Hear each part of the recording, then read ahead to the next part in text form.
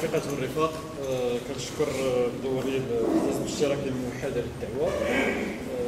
كنعبر على على واحد الافتخار خاص بتواجدي مع يساريين مختلف التوجهات الفكريه، وكنظن بان هذا غنى النهار اللي غنبداو نتقبلوا بان نكونوا مع بعضياتنا بدون ان نكونوا بروح رياضيه، على اننا نكونوا مختلفين، وعلى اننا ضروره النقد كنطلبوه من راسنا وكنطلبوه من الجميع بدون الدخول في التفاصيل. على العموم الا كان من بعد في الاسئله نقدروا ندخلوا فيها اكثر. بالامس كنت كنحاول نشوف ندير حول المداخله، وانا تفكر واحد المساله اساسيه. في السنه الماضيه المغرب والعربيه عايشه واحد منطق جديد، واحد المنطق ديال انه دول بحال تونس اللي كنا كنقولوا مع عمرها غتنوض ولات كتنوض، سوريا، المسائل. وقع لنا في المغرب واحد المساله اللي حنا كيسار خديناها بشكل بسيط وعادي. العام اللي فات زادت 600 درهم للموظفين، وسكتنا حنايا، عجبتنا الحال. 600 درهم للموظفين الا حسبتيها في العام كتجي 8 المليار ديال الدرهم. 8 المليار ديال الدرهم هي 120,000 منصب شغل، 5000 درهم. كون جينا عند شي موظف بسيط وسولناه واش ياخذ 600 درهم كموظف او لا ولدو يخدم 5000 درهم، كنظن بان الجواب يقدر يكون بسيط. هذا غير مدخل باش نفهموا على اننا بعض المرات كنمشيو كيسار نحو تحليلات، بعض المرات كنرجعوا بها بالماضي، بعض المرات كنمشيو بها بالمستقبل، وكنخليو واحد اللحظات معينه كدوز.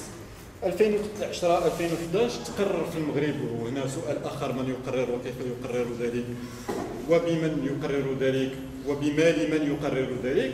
تقرر في المغرب على اننا غادي ننجزوا واحد البرنامج ديال الطاقه الشمسيه ب 9 المليار ديال الدولار، اللي حتى الان مازال المغرب ما لقاش من يجيب. هاد 9 المليار ديال الدولار غير تقنيا باش العموم واحد المجموعه ديال الاخوان داروا دراسات في الميدان. الكيلو واتور ديال الضوء اللي كيجيب الطاقه الشمسيه كيسوى 5 المرات الضوء اللي كننتجوه دابا. يعني واحد الناس دابا اللي كيحكمونا كيقولوا لنا غادي نبنيو لكم واحد سميتو ديال الطاقه الشمسيه، وهي داك الشيء بيئي وزوين وتكنولوجيا زوين، كيسوى 9 المليار. ما مازال ما عرفناش منين غنجيبوها. وهاد 9 المليار باش الضوء غادي يولي كيسوى 5 المرات الضوء باش كيتنتج. دونك شكون اللي غادي يخلص الفرق؟ واش المواطن زياده على انه غادي يخلص الاستثمار، او لا غادي تكون شي حاجه اخرى، او لا غادي نضطروا اننا نقترضوا بحال اللي كيدار هاد الايامات هذه، وكنخليو على يعني هذه المقوله ديال التوازنات الماكرو اقتصاديه اللي حكمت فينا هذه 15 عام، والاستقلال المالي وهلم جرا. هذا غير يعني توطئه لشيء جديد. كنعيشوا في واحد بدايه ديال عشريه جديده، الملامح ديالها على العموم بدات كتعطى في المنطقه ديال شمال افريقيا والشرق الاوسط. هذا الوضع العالمي الجديد اللي بدا بني على انقاض ما سمي الحرب على الارهاب، ثم يتحول نحو شيء جديد يعني يتحول في المنطقه. كنعيشوا ازمه اقتصاديه خانقه جدا، بدات في 2008، وجميع الناس المحللين الاقتصاديين الكبار يعني اللي معروفين كيعاودوا يديروا الاستشرافات الاقتصاديه ما يحاولوش يلقاو يعني حتى واحد ما قال بانه يمكن توقع شي حاجه في 2008. ثم في 2008 بانت بانه اجتازت المرحله، ثم جات 2010 بأزمة أكبر اللي هي أزمة سيادية ديال دول معينة داخل منظومة اقتصادية سميتها الاتحاد الأوروبي، اللي اليوم حتى هذا النموذج هذا ديال التوسع الجغرافي، يعني نحلوا المشكل ديال المغرب الديمقراطية نحلوها على الجانب ديال المغرب العربي، ولا كيبان لنا واحد الشكل واحد آخر. اليونان والإسبان وداك الشيء كانوا كيخدموا بالنوار وكيقترضوا وكيديروا. فاليوم النموذج ديال التوسع الجغرافي الجهوي حتى هو كينهار قدامنا. هذا بالاضافه يعني على التحولات الثقافيه اللي كتعيشها العالم. طيب على المستوى الوطني مازال يمكن نعيشوا واحد الاشكال حقيقي اللي هو الاشكال اللي كنتفق مع الرفيق وحتى على التحليل.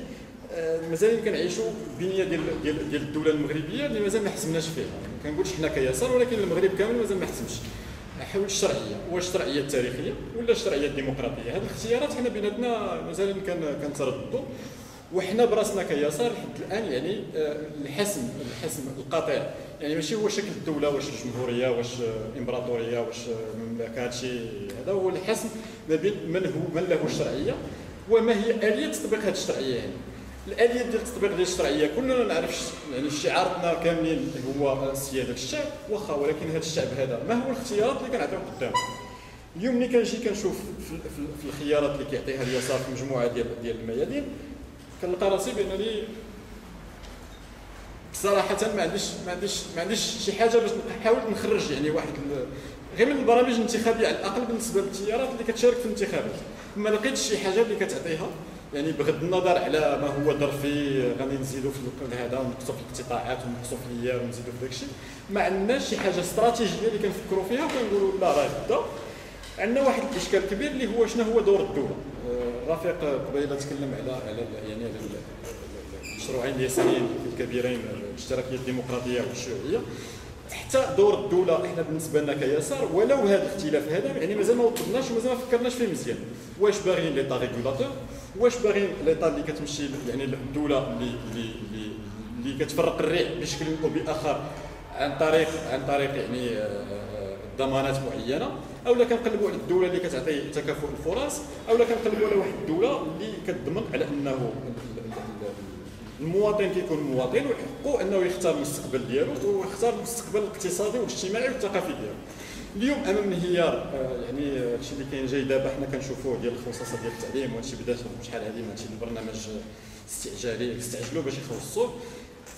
حتى هذا يعني هذا ما يسمى بالمصعد الطبقي، المصعد الاجتماعي اللي كان في داخل منظومه معينه بالنسبه لواحد المجموعه وفئات معينه استفد منها اليسار في مراحل معينه، على انه الناس اللي من طبقات اجتماعيه يعني ضعيفه بالفعل انه قرا او توظف او لا هذا يعني يحاول ان على الاقل على انه كيجر واحد المحيط صغير نحو التعليم نحو الصحه نحو التوعيه. اليوم حنا كنفكروا ما عندناش اجوبه عليه. ثانيا عندنا واحد المشكل ثاني واحد اخر هو مشكل ديال السوسيولوجي. في القاعه كيبانوا لي واحد مجموعه الباحثين المهتمين بالميدان ديال علم الاجتماع.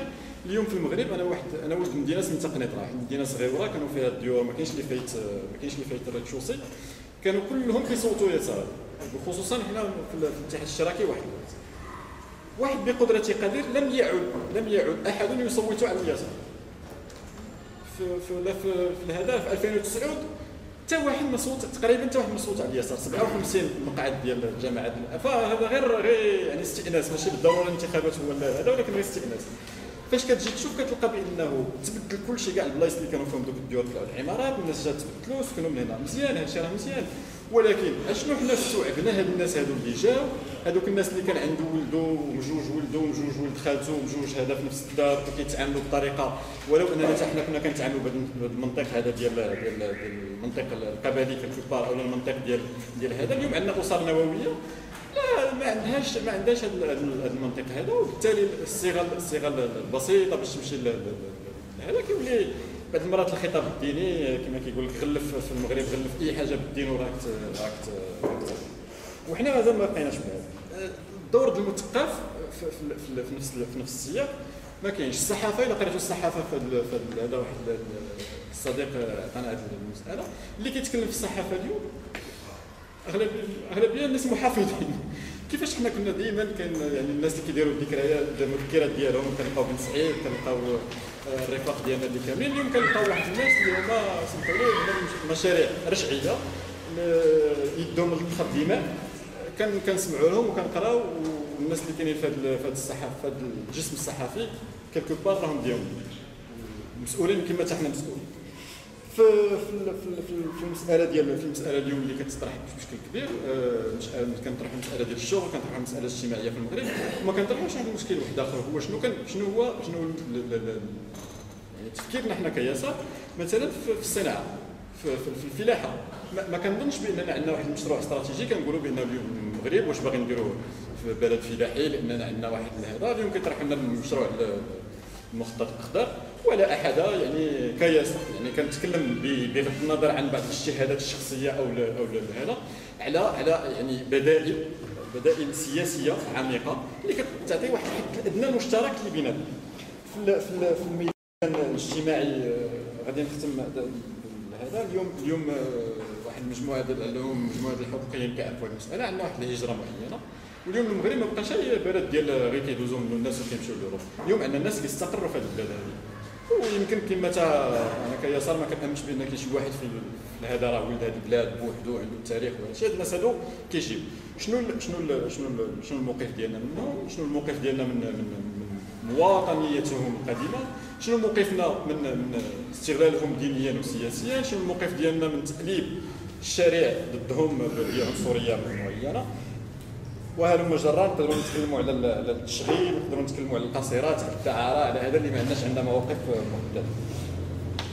كنظن بانه اليوم السؤال اللي مطروح بغض النظر عن سؤال الدوله اللي باقي كنطرحوه 50 عام بعد استقلال المغرب، كنظن بانه السؤال المهم هو ما هي السياسه البديله.